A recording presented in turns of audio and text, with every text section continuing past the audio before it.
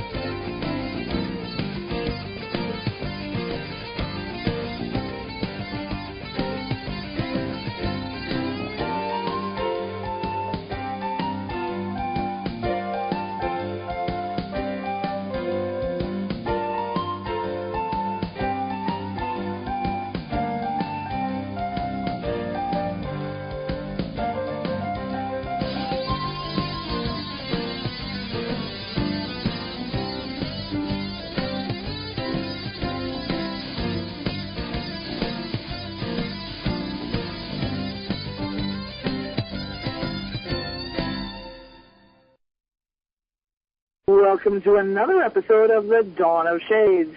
I'm your host, Gia Scott, and today is July 28th, 2009, and this is episode 317.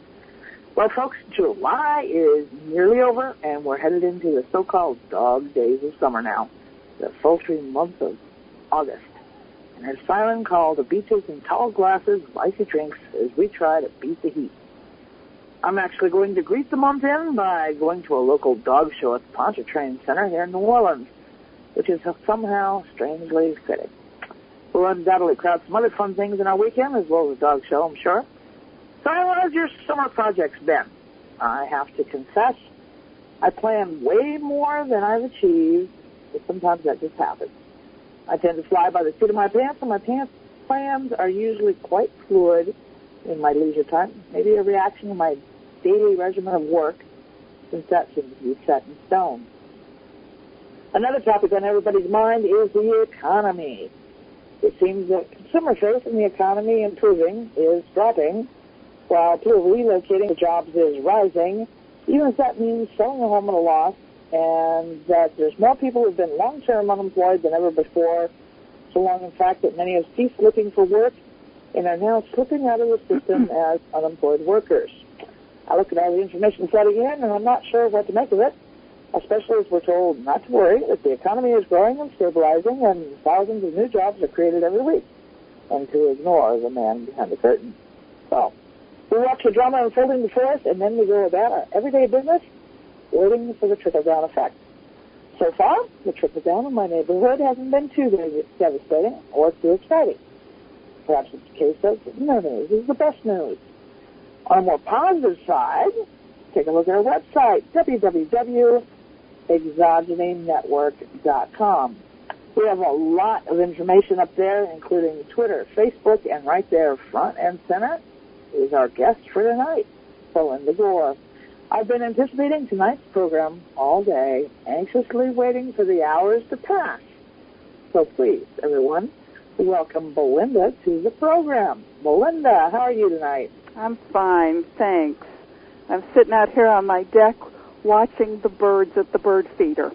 Ah, that's I'm loving summertime. Yeah.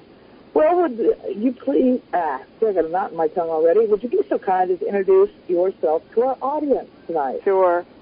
It's always interesting to think about, so what's the kind of information that you all would like to hear about? I'm talking tonight about a new book of mine called The Ecstatic Experience, Healing Postures for Spirit Journeys. And to some people that sounds like maybe the furthest thing in the world from issues like the economy.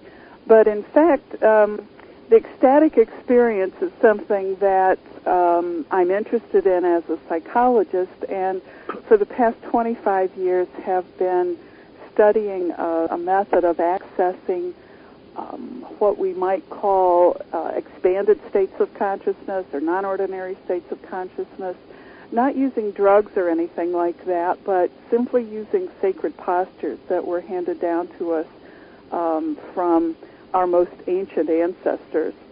I practiced as a psychologist for 25 years and learned of this practice from my teacher, Felicitas Goodman, who was an anthropologist. She taught at Ohio State University for a period of time, but she was born in the Hungarian part of Romania, of German parents, came to this country with her American husband, and I met her 25 years ago. I learned about anthropology really through her, and she had established the Cuyamangé Institute. We have a website, which is www.cuyamungeinstitute.com. We always say people can't pronounce it or spell it, but it's named after the Cuyamangé Pueblo that was part of the series of Rio Grande Pueblos north of Santa Fe, and that's where our institute's located. In addition to doing this work, I also have a practice as a coach and as a leadership consultant. My website is www.belindagore, BELINDAGORE.com. And people ask me sometimes how I can do this pretty woo-woo stuff and also work with businesses and coach people in leadership positions. But, you know, I think in many ways, first of all, we're all people, and secondly, our need for expanded states of consciousness is something that I think is inherent in every human being. So that's what I'm hoping we'll talk about tonight.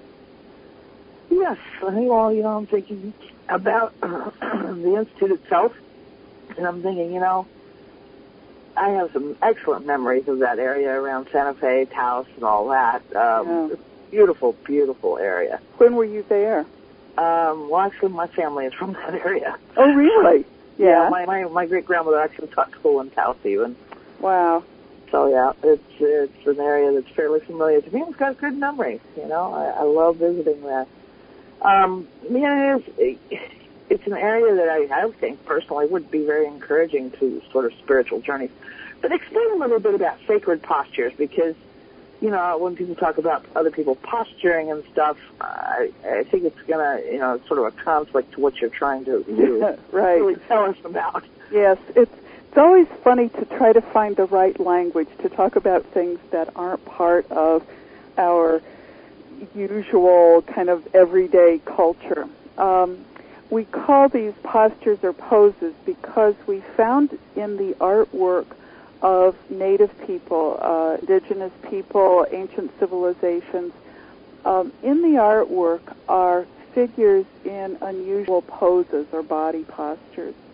And really for centuries, well, I guess people haven't studied it for quite that long, but the thinking in anthropology and in art history was mostly that these were just something that the artist made up.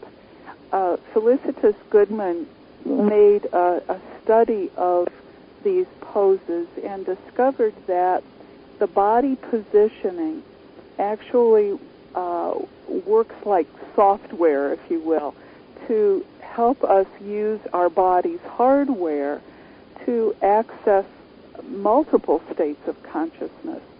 And it's as though the positioning of the arms and the legs, and whether we're kneeling or standing, kind of acts like the combination to a lock that unlocks a flow of energy that allows us to move into a state that's very much like being awake while you're dreaming. That's the best comparison I can make. But when you think of the postures or the poses, if you think about going to a museum, for instance, looking at exhibits of artwork from Mexico, from Egypt, from in totem poles from British Columbia, there are examples of body postures from all over the world, as long as we're talking about people who were hunter-gatherers or horticultural people who, before there was the use of a written language. It's almost as though this was a spiritual ritual that was documented in the artwork rather than in writing. Uh-huh. And, what sorts of positions are they? I mean, are they doing a lot of contorting? Well, not usually. People think of yoga postures as something that we might make as a comparison, but they're not exactly yoga postures. One of the most widely known is one we call the bear spirit posture, and it's standing. Most of these poses have a stance in which the feet are about 5 or 6 inches apart. You stand with your knees a little bit bent, and in this one the hands are cupped and rest almost folded over your navel, with your head back and your mouth slightly open. Many postures are standing postures. Some are kneeling. A few are sitting in a chair. There's a great Isis posture from Egypt in which she's sitting on a throne. There are postures from Mexico in which women are sitting on small stools. And there are a few lying down postures. Sometimes people who've done work with Michael Harner are familiar with the posture, actually, that he learned in his anthropological studies, his field work in, I believe it was Ecuador, eastern Peru, in which you're lying down on your back with your left hand over your forehead, the back of your hand lying on your forehead, and just your right hand by your side. So sometimes people will say in workshops, "Oh, I go to sleep that way," or they're familiar with poses sometimes just from their usual life experience. So some of them are pretty easy. Some of them are more difficult. There are a few from the Olmec culture in Mexico that are really contortionist postures, that we haven't tried. Leaning over completely backwards, for instance. I've published, there were 36 postures in my first book and 20 in the second book, and we know that there are many, many more. So I have my work cut out for me in the future. Oh, yeah. So, when you talk about healing, what kinds of healing are you talking about? In the worldview of almost all indigenous people, healing basically means to become whole or to restore balance. And in that kind of healing, we sometimes know from homeopathy, for instance, that sometimes the symptoms get worse before they get better, or that healing is different from curing. In Western medicine, sometimes the point of medicine is to suppress the symptoms, and in indigenous healing, it's to bring the symptoms out so that the body can find balance again. As a psychologist, I think about healing, too, as an emotional experience, or sometimes even a social or spiritual kind of healing. But in every case, bringing things back to balance. Now, at a real practical level, sometimes when people are in workshops or in groups using the postures with a very simple method, they may discover either relief of a symptom like a back pain, or they may get information during the 15-minute session in which they understand something that they need to do that might help relieve a symptom that they're having. I've worked with individuals and couples on a one-on-one basis to deal with emotional or social types of problems. For instance, there are postures that help us to ask questions. We call them divination postures. I remember a couple who came to my office he had been diagnosed with prostate cancer and had to make a decision about whether to have surgery or whether to have hormone therapy. And we did the method, all three of us, he and his wife and I, and he came up with an experience that helped him make that decision. So, healing can come about in lots of different ways. I'm going on and on here, but I'm also thinking about times when sometimes you can use this method. It's a shamanic kind of healing, and you can do it for other people to help them simply, how would I say it, get their energy back into balance or release a blockage that has created problems for them. So there's lots of different ways. We've dealt with people that some people call them energy vampires or soul suckers or, whatever term. The concept is basically that they seem to drain you, and it's usually people, drug addicts are one type that frequently do that. People who have chronic depressions and that sort of issues going on tend to do that. Is this something that you could use, in terms of yourself, or even helping them develop their own energy source? Yeah, actually, there are a couple of answers to that. And one is, first, that if a person feels as though another person has been draining their energy, they can use postures like there's one called the empowerment posture that just seems to refuel us or fill us back up again. So that's helpful.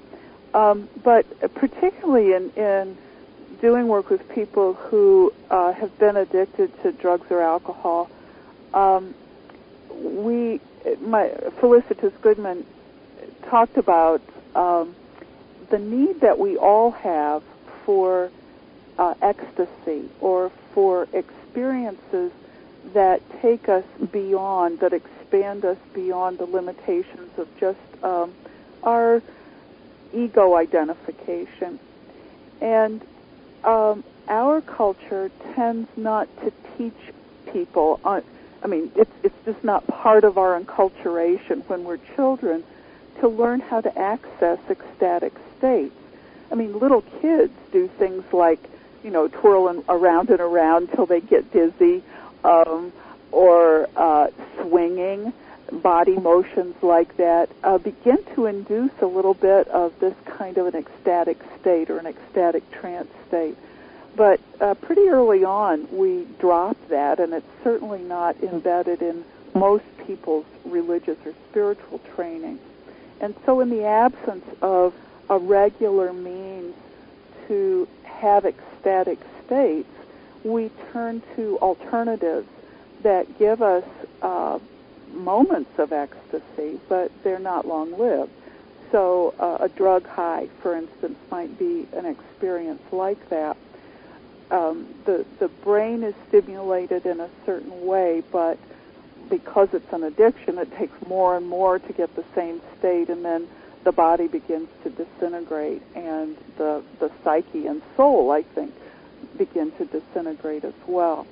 So one thing that Felicitas proposed is that because we have ecstasy deprivation, that it might be a way to either prevent addiction or prevent recidivism, that is, people who are clean and sober prevent going back to an addiction, by learning how to access these ecstatic states on their own without having to use a substance to get there.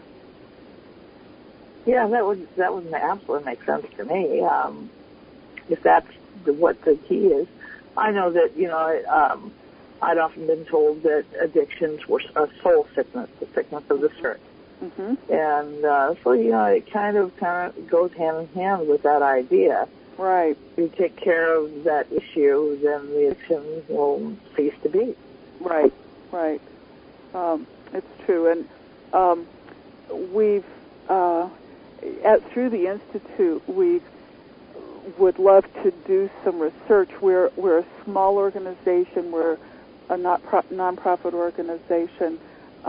We don't have any full-time employees. We have 280 acres and 6 buildings to maintain. So we are in a stage of development of trying to look into getting some grant funding in order to explore, for instance, could regular access to ecstatic states through using postures. I mean, after all, it's very inexpensive. There's no cost for doing it. Would a regular practice of that help people who have gone through a recovery treatment program to help them from going back to using drugs or alcohol? I think that would be a wonderful use of the practice. Yeah, and is there any downside to the posturing? I mean, does it cause any side effects? I'm sorry, I didn't hear you very clearly. Is there what kind of a posture? No, is there any downside to the posture? I mean, use of postures, is there any side effects? I mean, negative ones? No, really. I think the most important thing in using the postures is that often people need to do it with the help of someone else. Just because we can get in our minds, we are, as a culture, so oriented toward, that voice in our heads that keeps talking, that sometimes it's hard to kind of let go into an experience in which we're not paying attention to our minds. One of the reasons that people use drugs so frequently is because it's an induced state. That is, the drug makes it happen. And with the postures, we have to allow it to happen. So if anything, I think the difficulty is just that sometimes we don't want to go through the patience of learning the practice and sticking with it. I've taught workshops in various places, and sometimes people after the introduction will say, "Well, I'm ready for the ecstasy," and it's not something that you just sort of flip a switch, but both with medications and with street drugs, we've kind of grown accustomed to the idea that you just do something and it changes everything, and you don't have to participate in allowing it to happen. I mean, look at our culture. We tend to be very instant. I mean, yeah, exactly. You look at it through the internet. It's a huge thing right now. And Twitter, instant blab to the world. Right. Facebook, instant. I mean, it's instant. You do it, you hit enter, and it's done. Yeah. And we have this 30-second attention span thing. Yeah. And we seem to be indoctrinating everyone into that 30-second attention span. Yeah. Yeah, it's true. Yeah, and so, it's not like, that's not really a downside, but it's the thing that people sometimes are impatient about. Also, I find that the practice works so much better when people are in nature. Our institute, some people think it's pretty primitive, very rural, but I prefer doing workshops places where people don't have all of the stimulation, the things like you're talking about, so that they can get quiet and allow the experiences to happen. And then it's pretty wonderful. Well, life is much different when you take away our BlackBerry, our computer, our internet. That's right. That's right. Our cell phone, yeah. Yeah. And it does, and I have to admit, I use all those things all the time. Mm-hmm. And I periodically make a camping trip to where none of it works. Yes, yeah, that's right. And it's good for us all. We all need at least a little bit of time off. Sometimes I think I'm just going to move to New Mexico. I'm just going to live out on the land. And the reality is that the people who are needing and wanting to learn this aren't always able to come to a remote place like that. So, I've gone to just some amazingly interesting places. The hardest workshop I ever taught was in Hong Kong, and that's because there were just so many people around. It was in a hotel. Everything was busy, noisy, and it's really hard to access subtler states or subtler inner experiences with all that kind of distraction. Yeah, I could see where that would really make things much, much more difficult. You know, I think that for most of my life I lived in rural areas. Uh-huh. I live in New Orleans. Uh-huh. And if it wasn't for these periodic camping trips, I think I would just, like short circuit from overstimulation. Yeah, yeah. I was not wired for, that sort. And in terms of cities, New Orleans is very small and very laid back. Yeah, right. It's true. It's not New York City. It's true. No, yeah. no. Yeah. No, it is. It's very laid back. Very small townish. Yeah. And at the same time, if you come from an area where, like I lived in northern Arizona for 10, 15 years before I moved here, there's not very many people per square mile. Yeah, that's right. Well, and when you talked about being wired for the city, the truth is that as human beings, we're not really wired for the level of stimulation we experience on a daily basis. If you think about how long humans have been around, and our nervous systems are not really adapted to the fast pace, the number of people we encounter in most days, the numbers of different ways we get information, like you said. I mean, between the television, the BlackBerry, Twitter, iPod, all those different kinds of things, as well as the people we interact with. A lot of people suggest that our brains are just learning how to organize, to integrate all that information. And so it's one of the reasons, frankly, that I believe that we have so many problems with anxiety and depression, as well as kids having problems with ADD or ADHD, attention deficit disorder or attention hyperactivity disorder, because our nervous systems just aren't wired for everything. And so it's helpful when we have practices that help us slow down and integrate what's happening to us all around. I come from a family where almost everybody has ADD or ADHD, and for us it's kind of normal. Yeah. I remember, when my son was young and the school was really pushing me hard to start medicating him. And I flat told the doctor, I said, I'm thinking about it for a month, but not because I think it's best for him, but because I need a break. Yeah. Without thinking me. Yeah. And the doctor looked at me real funny.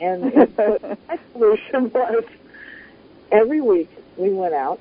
I lived in northern Arizona, but I lived on the plateau. So we would go to the Mogollon Rim where it's forested. We would just go to the forest. Nice. It didn't matter what we did. It didn't matter who went with us. Mm-hmm. It didn't matter if we just drove around for a while and listened to music, or if we got out and went hiking, or we camped, or we had a picnic, or we just went and picked some piñons. It didn't make any difference. Mm-hmm. We just went out there every week. That's great. And it was fine. I was fine. Everybody was fine, Yeah. And that's all it took, And we would do silly things like if you sniff a ponderosa pine tree, it'll actually stick your nose in the bark. Mm-hmm. It'll smell like either chocolate or vanilla. Uh-huh. Normally. The smell changes when there's logging in the area, which I found very intriguing. I still haven't figured that out. It gets a fermented kind of odor if there's been logging in the area. Interesting. So that made me question the sentience of trees. I have no answer for it yet, but I thought it was really interesting anyhow. Well, and things like that. Yes. Well, and you experience the healing quality of nature. I think that, even our bodies are designed to get back in balance, but we just have to give them a chance, you know. And one of the things that the work with the postures uses is a regular sound, which is in traditional cultures is usually drumming or rattling, or both. And sometimes, I mean, a lot of people are in like drumming circles because they discover that just that rhythmic sound helps get the nervous system kind of back in an even rhythm. And if we did nothing else but just the drumming or rattling, that in itself helps. And then the use of the posture seems to take it to an even deeper level. One of the ways we know that this works is that in the nervous system, the left brain that, you know, does all the stuff with logic and language and math and all that kind of stuff, really, really closes down, not completely, but the right brain, the part of us that's emotional, that's in touch with rhythms, that is in touch with color and creativity, that part of us gets a chance to just kind of stretch around a little bit. And I think that's something that happens, too, when we're really deeply embedded in nature. So it's kind of instinctively you knew what needed to happen, and you accessed that while your son was growing up. Yeah, it made a huge difference for us. Once I associated, we'll make the trip every week, and he's fine. With we don't go and we do something else, and we have a really rough week. Yeah, it didn't take much time to make right. Right. Yeah, right. Yeah. So and some things were similar, like gardening. That was another slow down activity. Yes. And it's just the kind of that getting out and it's a nature thing, playing in the dirt. It didn't matter what you really did. I mean, you might just dig a big hole and throw it back in. Yeah, yeah. But just, hanging out in the dirt. A friend of mine said that she'd had a garden for 4 years and that the raccoons ate most of her tomatoes, but she liked just growing them. It was all right with her if the wildlife around shared in what she was producing. It was just helpful to get centered and to, as you say, kind of play in the dirt and enjoy it. Yeah, and I have to admit my tomatoes haven't produced so much as a tomato flower. Yeah. They're looking really, really bad, and they've looked really bad all summer. But we had really hot, dry weather, and then it got a little bit cooler and wetter. But, we had some yucky weather for trying to grow anything, and it doesn't matter. Yeah, I still go look at them. And my banana trees have loved it. Mm-hmm. I have lots of bananas about to become ripe. Uh-huh. Yeah, so.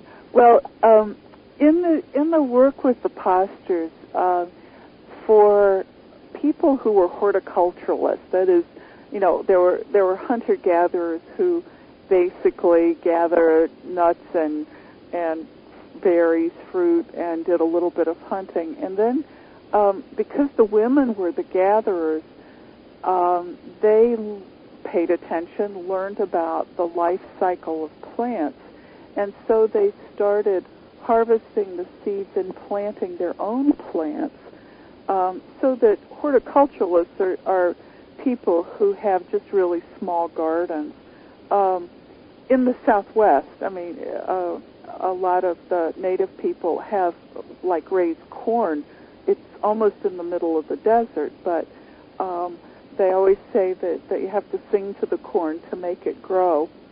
And with horticultural people, the primary spiritual experience was the experience of what they call metamorphosis, which is, in some traditions, people know it as shape-shifting, but it's really just entering a state of awareness in which you can feel like you're taking the form of either a plant or an animal. And when you were talking about, tomato plants, I think about people who raised corn, who believed that the world was made of corn, that humans were made of corn. Then there's a posture that's called the corn goddess. And in assuming that posture, it's a kneeling posture with the hands on the upper legs. That with the method and the rhythm of the drum or the rattle, people tend to have experiences in which they feel themselves coming up out of the ground or sprouting leaves or feeling the warmth of the sun or experiencing pollination. And it's not that you go into a trance state in the sense of you lose consciousness. It's just a non-ordinary state of awareness. But people come back from those experiences really having an appreciation for the world around us. Just a couple of weeks ago, a woman in the group that meets at my house had a really deep experience with lilies. And here in Ohio, we have lots of daylilies. But they became really meaningful to her because she'd had that kind of an experience. Sometimes, so this ecstasy is not, losing your sense of self, but just expanding your sense of self to really have a heightened awareness and a deeper appreciation of all of life. Uh-huh. Well, it sounds like the state of ecstasy is, a lot of people associate ecstasy with, your typical drug-induced out-of-it state. Uh-huh. It sounds more like this is a much quieter, calmer sort of experience from your description. Often it is. There's a whole range. I mean, people can have experiences that are like enlightenment experiences, or they leave their bodies. And sometimes people just have a really soft, simple sense of connection. In the book, The Ecstatic Experience, I define ecstasy as leaving the limitations of ego consciousness. So it doesn't mean that you leave your awareness of yourself as a personality, but you're not trapped by it anymore. And so the world becomes bigger and freer and includes a lot more kinds of experiences than just what we tend to go through on a day-to-day basis. So you're right. I mean, it's not ecstasy like, wow, you take a drug and you start seeing colors, although sometimes people see colors, or your heart starts to pound really fast, although sometimes people have that, not very often. But it's not as intense as some people are expecting it when they hear the term ecstasy. Ecstasy is just a word, it's ecstasis, or X outside of the state, the usual state of consciousness or awareness that we live in most of the time. And that's what I'm calling our state of ego consciousness. Uh-huh, okay. That makes sense, because I was like, state of ecstasy, okay, are they going to be twirling around, or, what's going to happen? Yeah, well, and the reason we call it using postures is because the method, let me just go through this, because it's a really simple 5-step method. And the first step is basically coming to the experience with a positive intention. Because there's no switch that flips you into this, if you don't want to have an experience, you can keep it from happening. And I always say that's how I can assure people about the experience, because if you don't want to go into it, you're not going to. And if people are in any way uncomfortable, they can open their eyes, get out of the posture, and immediately the experience stops. So the first step is coming prepared, or coming open and willing, ready. when we're actually doing the method, we use the use of a smudge, like burning or the smoking of sage or copal, the resin from the copal tree in Central America. Something that creates a smoke that you use the very common ritual of just using your hands to bring the smoke over your body as a way of symbolizing clearing your energy and getting ready for a spiritual experience. The second step in the method is that we create sacred space. And certainly people have always used temples or churches or oak groves or lots of different places that they designate as sacred space. We just talk about having a space that's separate from the busyness of the world because we're connected with Native American tradition. I often have people in workshops set the space by using prayer ties of just lengths of cotton cloth of various colors to acknowledge the east, the south, the west, the north, above, that is the sky world, and below, the earth. So that it helps people feel like, okay, this is a special space, and we've sort of drawn an invisible circle around us to say that this space in which we're engaging in this sacred ritual, in this, using this posture for a spiritual purpose, is special space to us. And then in the experience, I always use a rattle.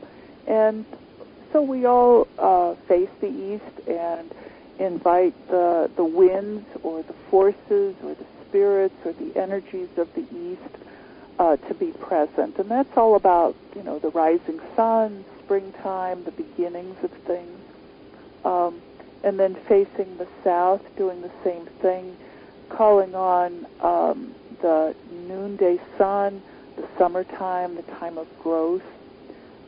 Facing the west is the place of going within. It's the time of harvest. It's sunset. It's the getting older and really harvesting, if you will, our life experience. And then the north is traditionally the place where the ancestors live.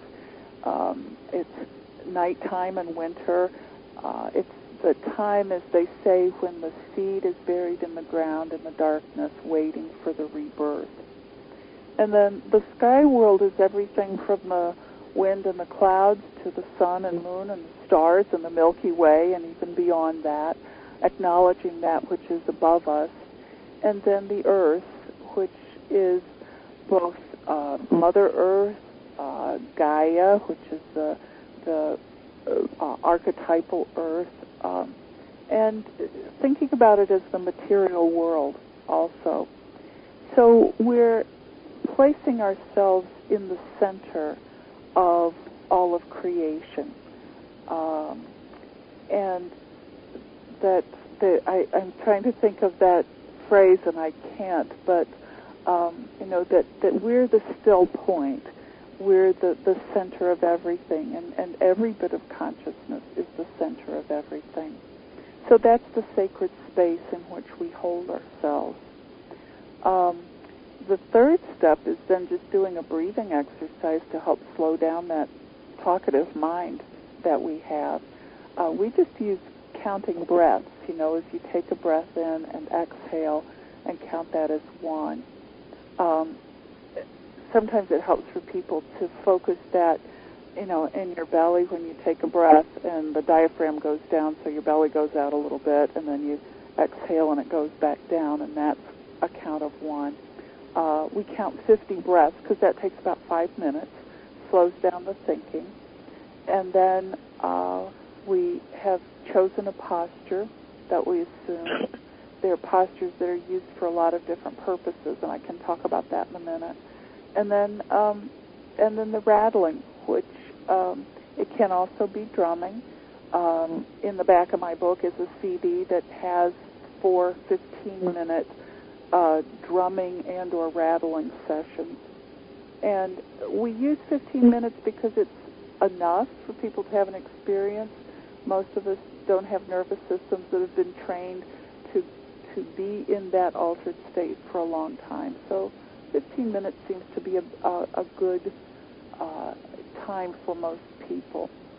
And then after the drumming or rattling, people get out of the posture, take a few minutes, write down their experiences, and generally we share our experiences with each other.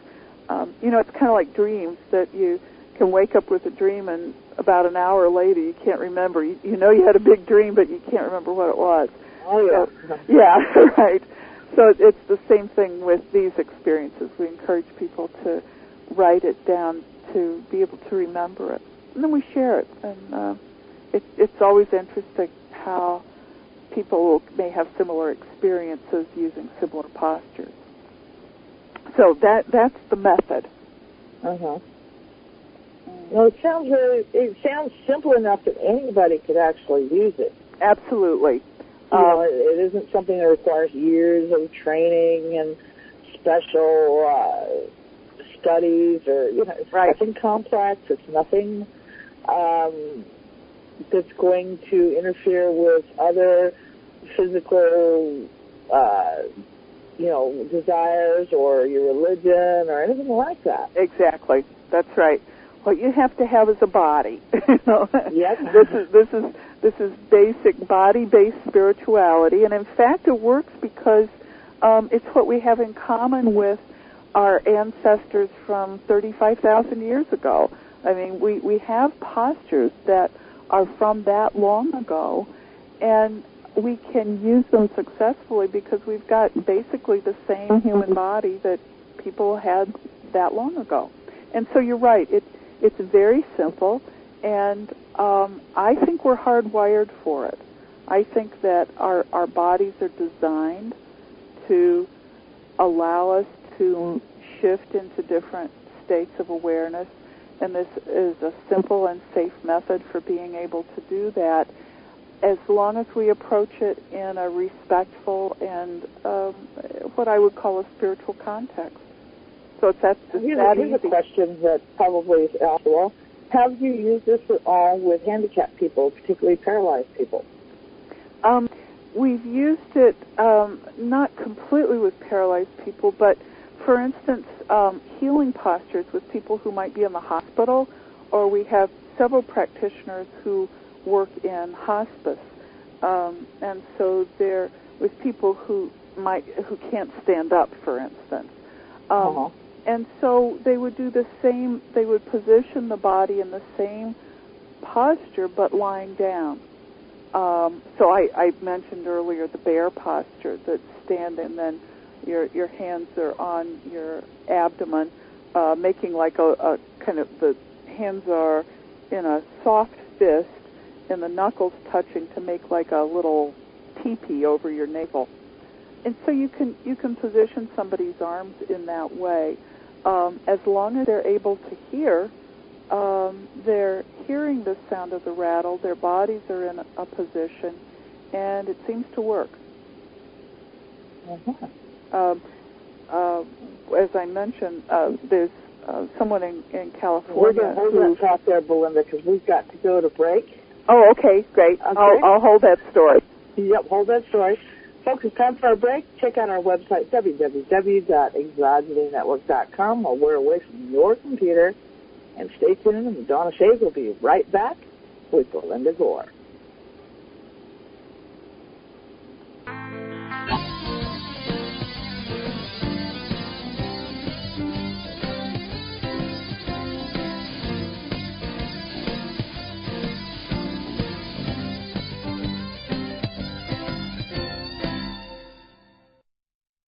Welcome back to the Dawn of Shades. I'm your host, Julia Scott, and once again, I would like to remind everyone to visit the website, www.exogenynetwork.com.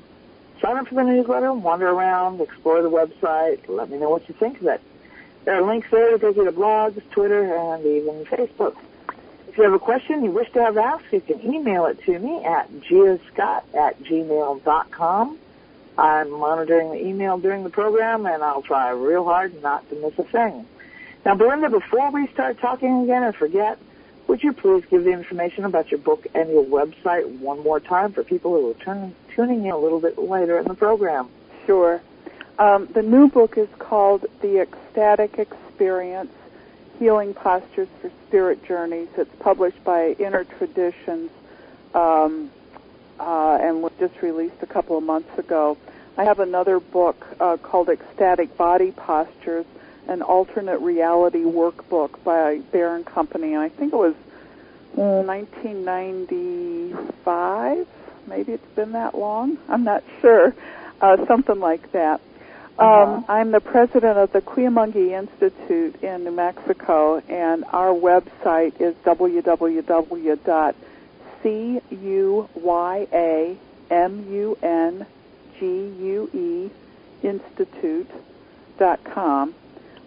We're named after the old Cuyamonga Pueblo that is no longer there, but it's up, those of you who know the Santa Fe area, it's near where the Pewaukee Pueblo is, and that's where our institute's located. So when Felicitas Goodman established the institute, she took name of the old Pueblo.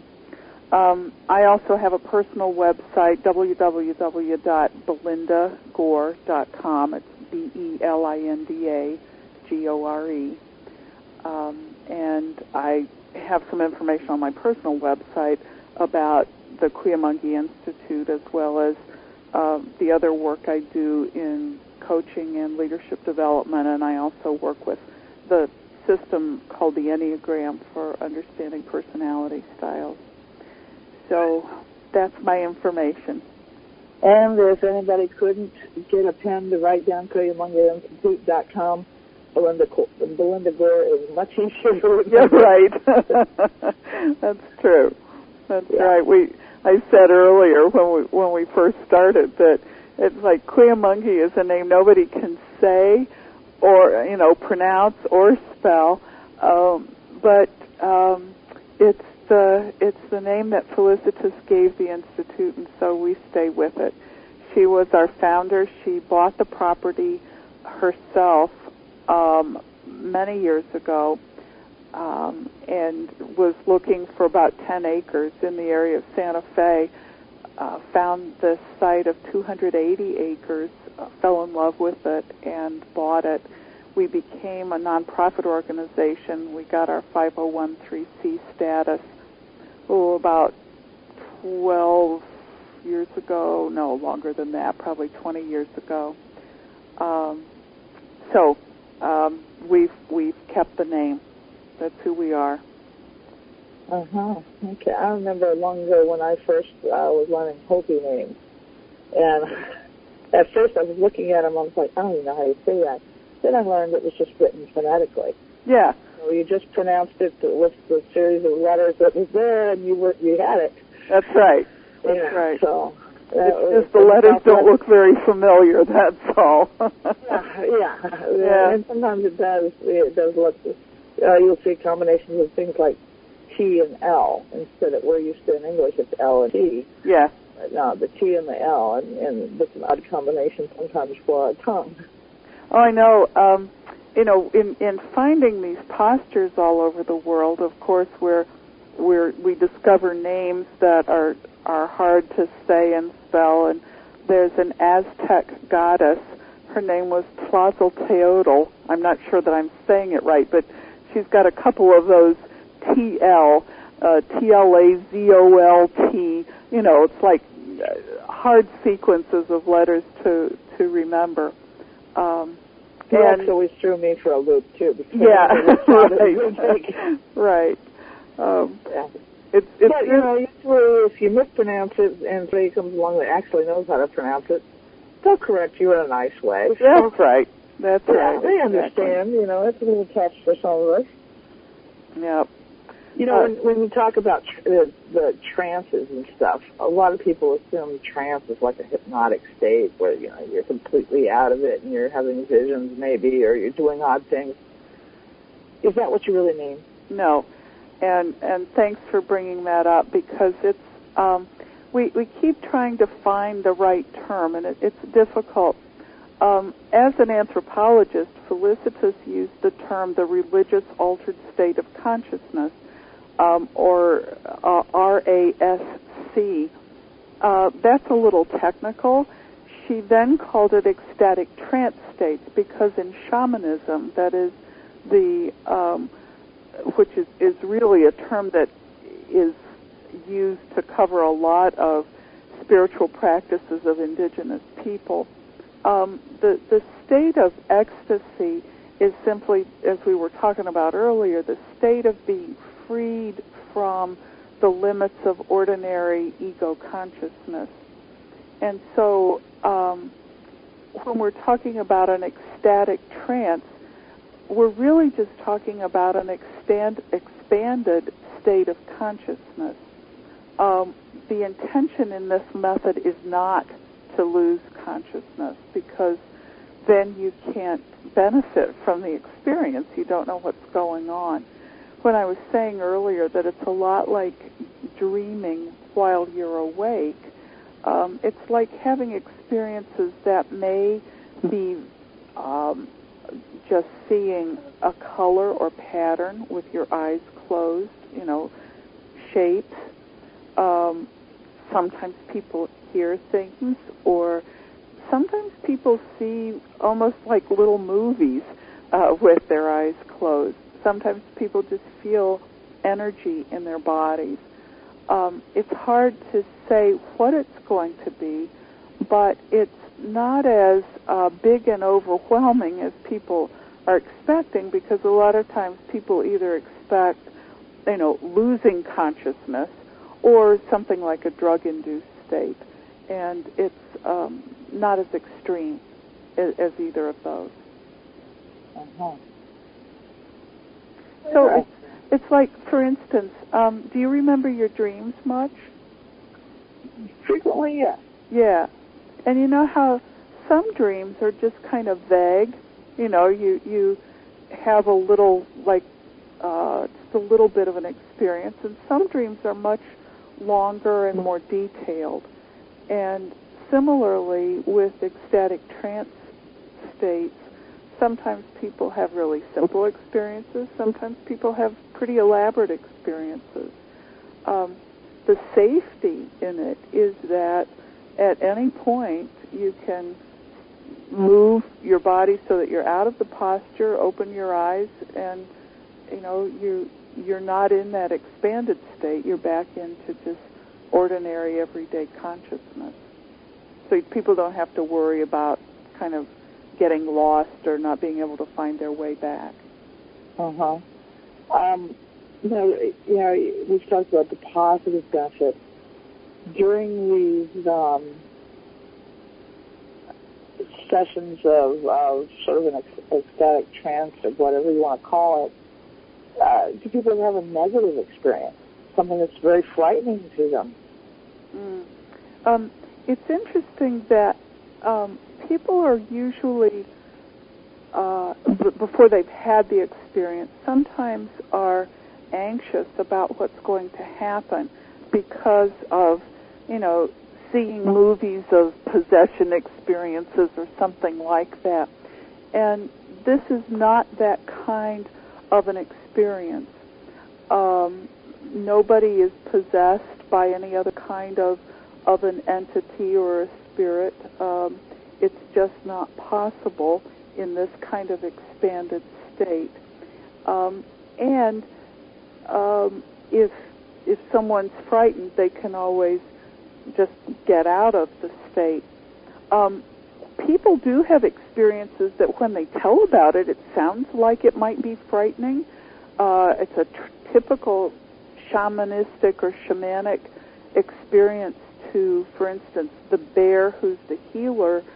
One time the bear ripped my head off my body and used his claws to kind of open me up and take out these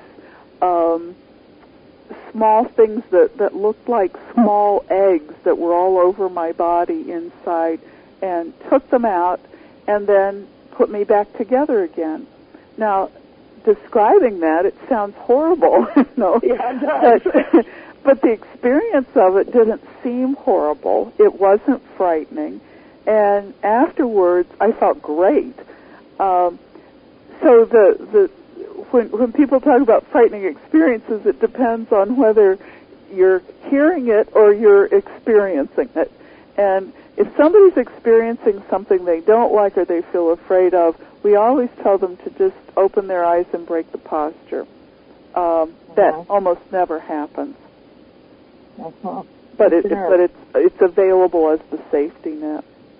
Yeah, we'll head off. I had a dream. The reason I asked, I had a dream a few weeks back where, you know, it really was kind of traumatic. Afterwards, in the dream, I wasn't scared. Yeah. A piece of my jaw had fallen out along with my teeth. Oh, wow. Yeah. And, you know, then I'd set it down some, it would just fall out. It was in my mouth, and I'd taken it out. I'd set it down someplace, and then I forgot where I'd left it. Me and all my friends were hunting all over this big house looking for my lost piece of jaw.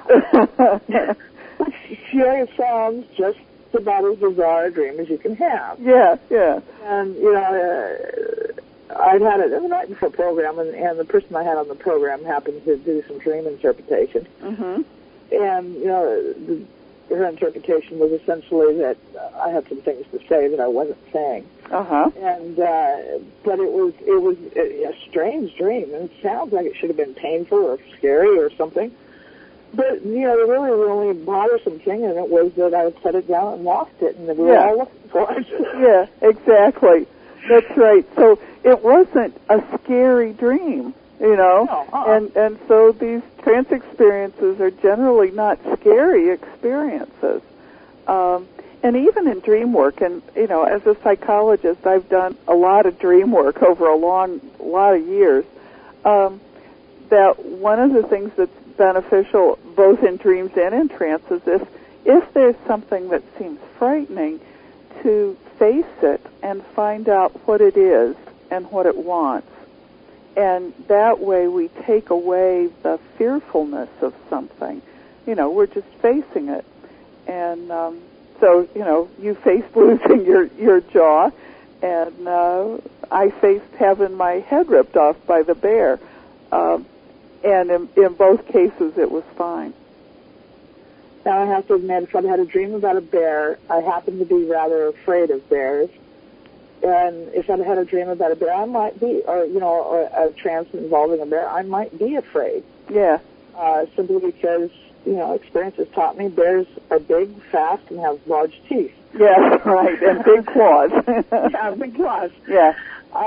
You know, and I'm not real comfortable with the idea of being in space with a bear, but maybe in a dream or a trance state, that sort of fearfulness might not exist. Right. Well, you know, cognitively, I would know it can't hurt me. Right. And I'm that way with snakes. I'm not real fond of snakes, but I have had a number of experiences with snakes in trance. And I'm so aware that the intent is a positive intent, a healing intent. And so actually my fear of snakes has reduced a lot because of these inner experiences I've had. You know, that it's not like they're out to hurt me. That in fact what I've learned in New Mexico is that, you know, snakes are generally pretty shy. They're not out to get somebody. They just don't want to be bothered. And so having experiences like dreams or trance states can actually help how we deal with the outer world, our general waking consciousness too. Mm-hmm. Now, in this shamanistic sort of state, does a person's cultural background influence the sort of symbolism that they're going to have? Sometimes, yes. Often we find that the imagery people have might be related to the posture itself or to where the workshop is taking place. When we're in the Southwest in New Mexico, there can be people see a lot of Native Americans. They may see symbols from that area.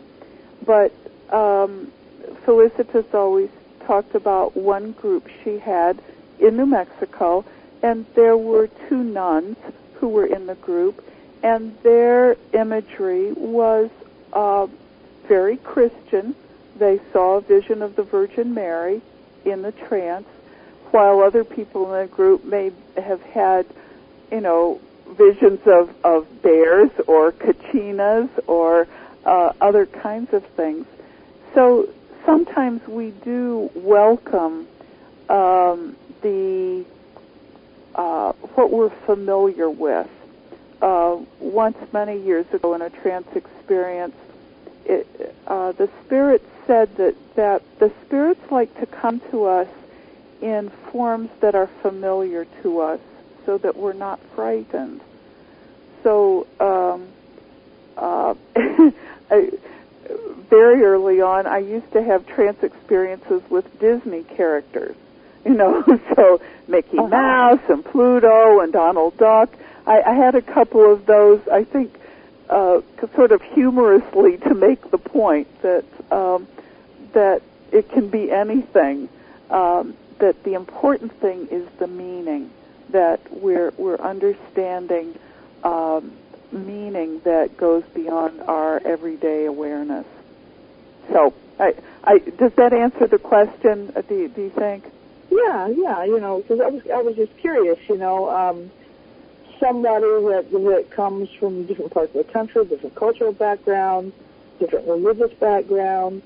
Logic says that they would have different sorts of symbolism involved in their visions or trance or whatever you want to call it. Mm-hmm. And, or was it, very uniform that you would see, a snake and it meant exactly this. I mean, so many people, that's the way they interpret things. It's like somebody gave them a pamphlet and X equals Y, and there's just no variation. Yeah.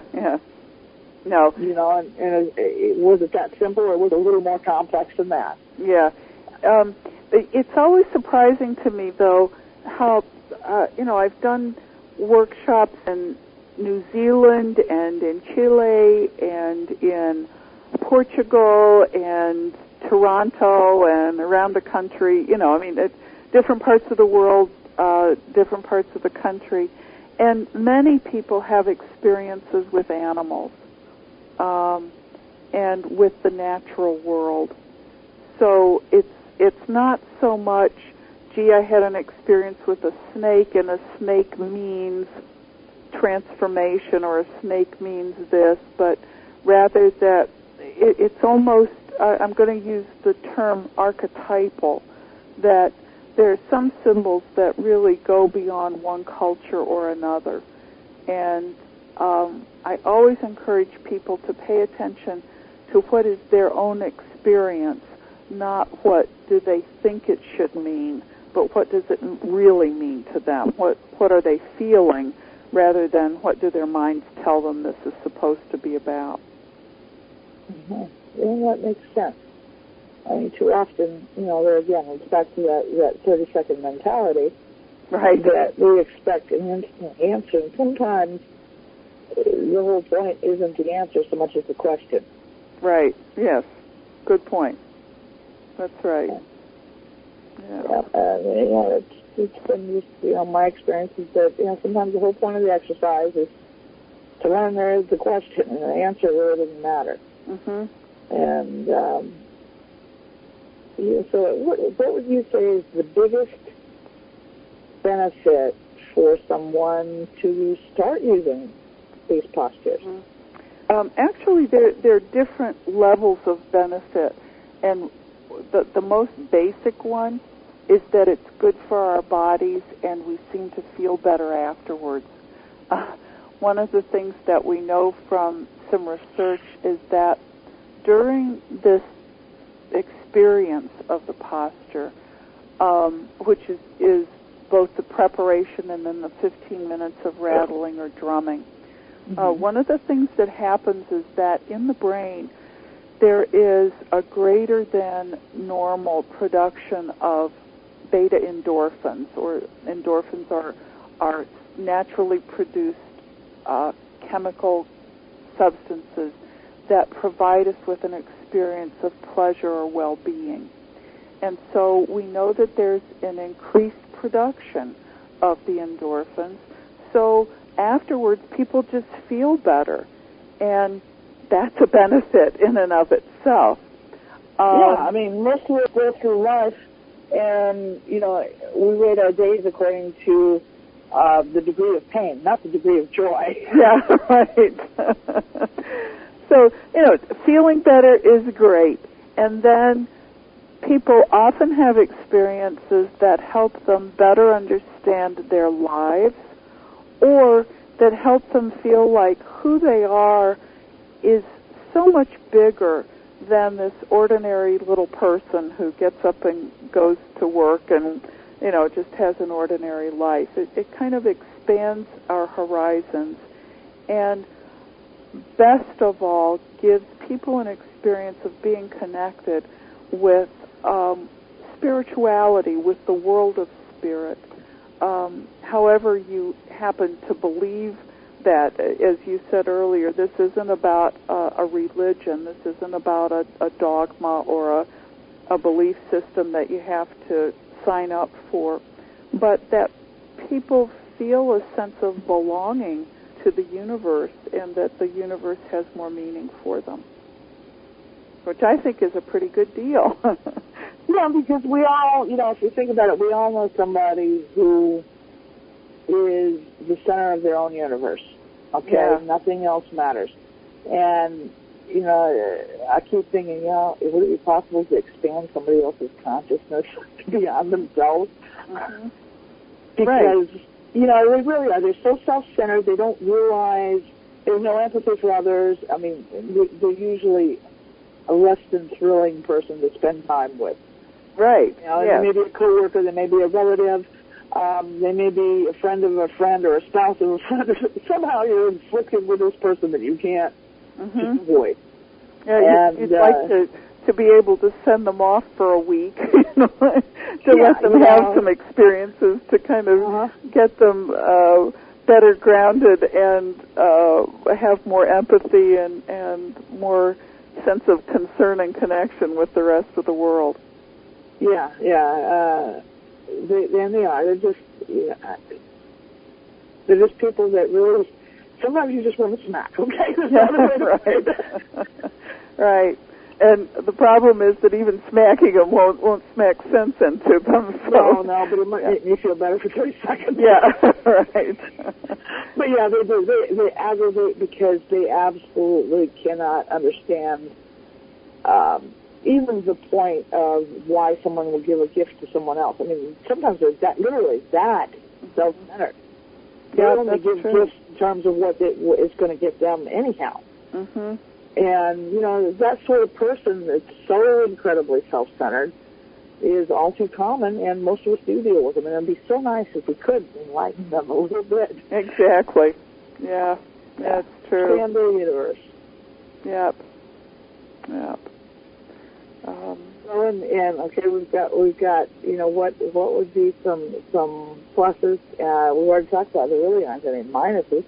So how often would a person practice this? Every day, every week, every month? Well, not on a daily basis. It's just like if you think about people go to church once a week, or sometimes twice a week, but once or twice a week is, unless it's a workshop. Now, in a workshop situation, we might do 2, occasionally 3 trance experiences a day for several days in a row. But that's an intensified experience, a lot like going on a retreat. In terms of personal practice, once a week is often enough, unless there's a reason. If something comes up and you need a healing experience or you want to ask a question, you can use the posture. Groups get together, sometimes weekly. Most people can't manage it that often, like every 2 weeks or once a month, on a regular basis, just for the purpose of continuing the practice. Mm-hmm. There are daily practices that might be connected with this. For instance, in trance experiences, we may discover that an animal spirit may be close by and establishing, for lack of a better word, a friendship. Right now, the owl is an animal spirit that's particularly close to me. And so in the morning, I make it a practice every morning to greet the spirits, to greet the day. I breathe on a little bit of cornmeal, that's something from the American Southwest, and offer it to the directions, the east, southwest, north, above, and below. And then particularly greet the owl or the bear or whomever. So that's a daily practice that emerged out of the practice with the postures. When we do workshops at the Institute, we greet the sun in the morning, we walk up to the ridge. There are traditional prayers from that part of the world.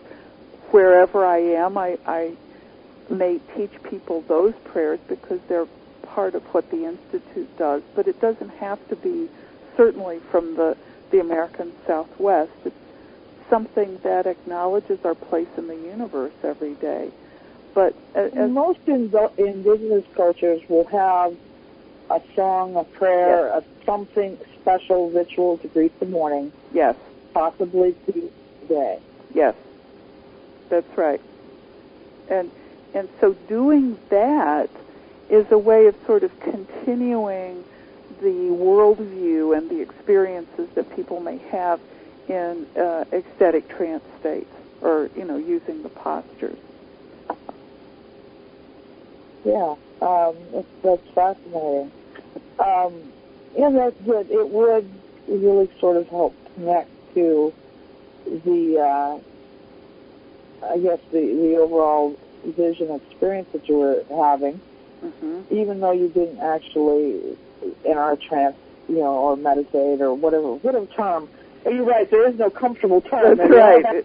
It's difficult. We've tried for years to find it, but oh well. I've tried them all out, and none of them is really quite fitting the sort of vision I've got in my head of what you're talking about, which is pretty accurate now. Once I've scratched out certain shades of meaning on the various words. Yeah. And it is. It's a really interesting idea, and I think it sounds wonderful. I mean, it makes a lot more sense than something so complicated that the average person could not even hope to. Some of these religious practices, they probably work quite well, but you have to devote your life to their study. Yeah, right, and that's just not how it works now. The beauty of the postures to me is that it's a practice that, because it's based on the human body, I mean, anybody can do it.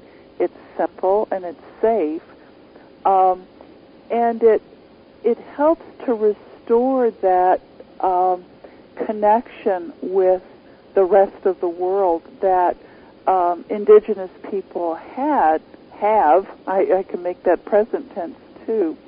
That we can relearn a sense of belonging with the material and non-material reality, that we can have a sense of spirit consciousness throughout the universe, that we can expand our awareness to do this in as a practice of spirituality, and that it can be easily integrated into anybody's life. In this world where we're so plugged in, and literally plugged in. I mean, you've got a Bluetooth in your ear, you've got a phone in your pocket, you might have another phone in your other pocket, you've got your computer that's connected to the world in front of you, You've got your landline telephone is connected to the world around you. You've got your TV and radio bringing the outside world in with you. I mean, we're literally wired into the whole planet. Mm-hmm. And if you don't do something to literally ground yourself, right, sort of, really get your energy back in balance, logic says that you're just going to eventually short circuit in some way. Be it illness, be it mentally, be it whatever. And maybe short-circuiting is what's causing us all so many woes now. Yeah. It's like we're plugged in to the external world, but we're not connected inwardly. We don't feel that inner connection. That's what gives the experience that is what grounds us. That we don't have a sense of where do we belong and what's our meaning and what's our purpose with all the rest of this stuff. Yeah, maybe just like children learning. We're not learning all subjects at the same rate. Yeah. Yes, that's a good way to say it. That's exactly right. Yeah, and then now it's time maybe we've achieved so many things with technology. Maybe it's time that we work on the spiritual side. Mm-hmm. The physical side, we've taken it to this point. Yeah. Bring the spiritual up to par. Right. And it doesn't mean there's anything wrong with technology. It's just we need that balance. Yeah. We need the spiritual technologies to go along with the electronic technologies or the cyber technology. Yeah, so many people want to deny the existence of a spiritual side. And I have to admit, even I was among their numbers. Mm-hmm. If it couldn't be measured, it didn't exist. Mm-hmm. And I have to admit, over the last few years, I've done a complete 360 degree turn that. Yeah. Well, I mean, who we are.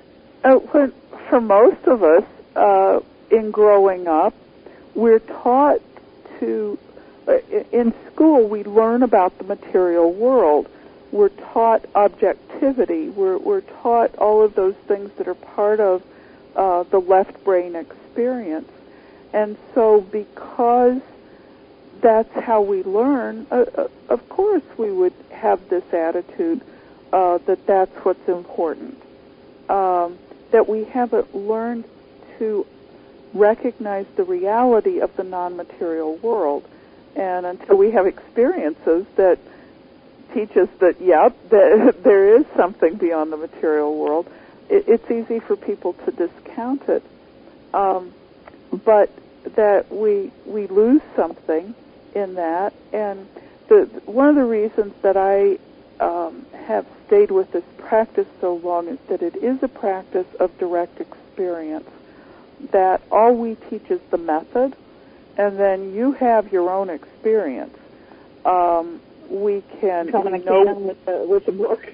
I'm sorry, what did you say? It would come in a can with the book, right? Yeah.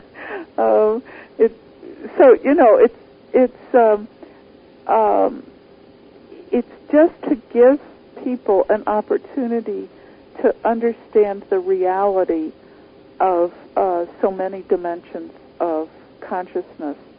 In the work that I've done with dream work, there are brain scientists who say that dreams are nothing but the chemical activity of the mind.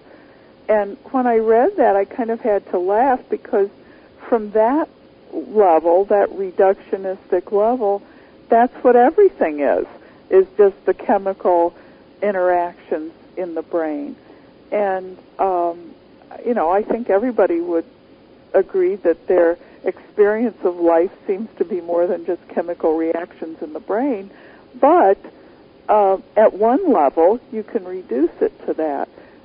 That doesn't mean that's the only way you can see what's going on. There's just so much more to the world than sometimes what we think we know. There's just a lot more to it. Yeah. Well, the more I learn, the more I know that I don't know anything yet. Exactly. Well, maybe you don't know any. It's not that you don't know anything, but the more we know, the more we realize how much there is to know. and how much we don't know. And how ignorant we remain even as a species. Yes. Because there's so many things. Like this entire question about spirituality, we really know so very, very little. Now, there may be a handful of people that do know more than you can access in terms of what you can read about, people have, experienced and whatnot. But even so, in terms comparing spirituality to even computer technology, we've barely seen the tip of the iceberg. Right. Yeah.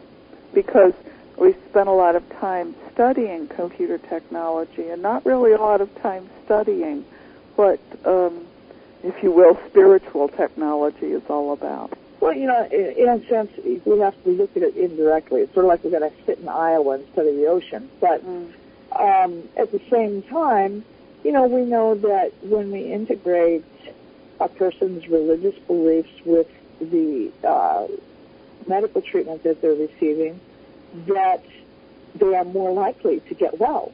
Yes. So that says, well, spirituality has some value, even if you're going to stick to the measurable question sort of thing. Oh, sure. There's so much. There's research. There's great research. For instance, Larry Dossey's work with the value of prayer, setting up experiments in which people, some people received were the focus of prayer from others at a distance. They didn't know who it was. They were blind control groups. The people who were prayed for got better more quickly and more completely than people who weren't prayed for. And it's not about research, and even if they didn't believe in prayer. That's right. That's right. Worked. That's right. And it's not about who prayed or how they prayed. It's that something's going on that we don't completely understand. But, gee, not that many people even know about that whole body of research. I don't even remember where I had read about it, but I thought, well, that's really interesting. Yeah.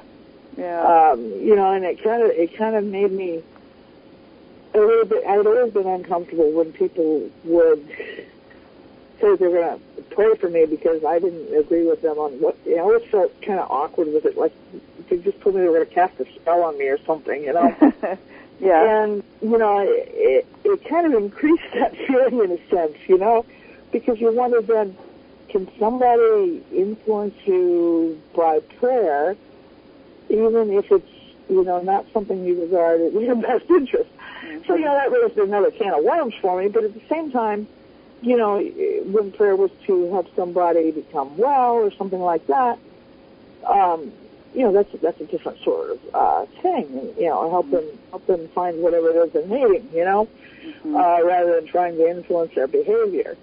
And it's not that people can make you do something. I think the way to think about it, one way to think about it, is that there's an energetic source that we can utilize to strengthen our bodies, and I think our emotional bodies, our psyches as well, so that we can draw on something to strengthen ourselves. But it doesn't mean that they can harm us unless we open ourselves to it. And that's the whole teaching about the focus is just stay healthy, work on keeping your energy strong. That's what will keep you well and protected if people are worried about being influenced in a negative way.